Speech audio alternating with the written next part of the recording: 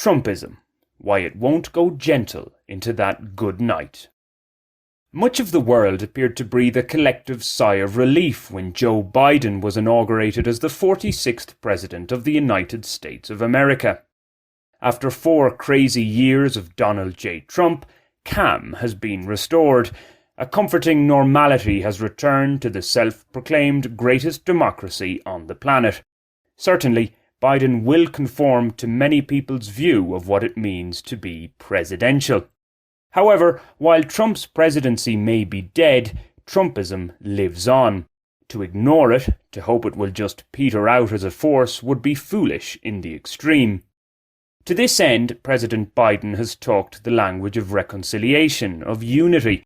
Therefore, we must assume that his administration isn't about to completely discard the almost 75 million US citizens who voted for Trump. Biden only needs to look at his own inauguration day to be reminded of why Trump won the 2015 election. While the outgoing commander-in-chief decided, as has been his wont, to go against 150 years of tradition and not attend the peaceful handover of power, 3 former establishment presidents were present, namely Clinton, Bush and Obama. The bonhomie on display, especially the banter between Republican George W. Bush and Democrat Michelle Obama, will lead some to believe that common ground between 2 deeply divided factions can be found in the years to come. There is room for bipartisanship. However, another way to look at it is as the personification of what Trump referred to as the swamp, a swamp he promised to drain which, depending on who you ask, he either made a decent fist of doing so or failed miserably. The Washington swamp is a political elite out of touch with the needs and wants of America. It's an enemy that needs to be dismantled for those who espouse Trumpism. Then there's language, what's said and what isn't said.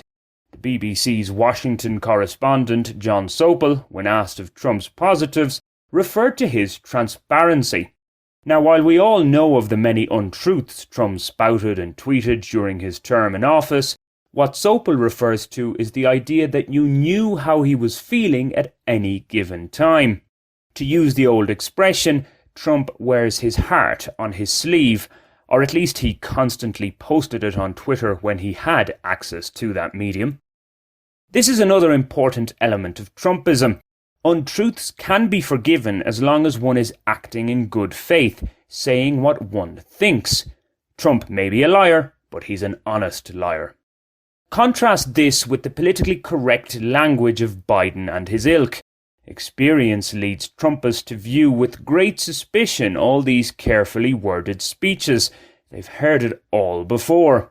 What's more, in such language they tend to hear not the equality of opportunity they associate with their USA, but rather an equality of outcome.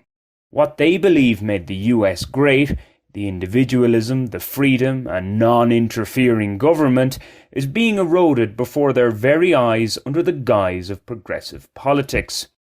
President Biden is only settling in at the White House.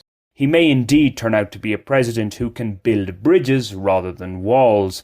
Convincing some in his own ranks to rein in their more ambitious ideas will surely prove key to that.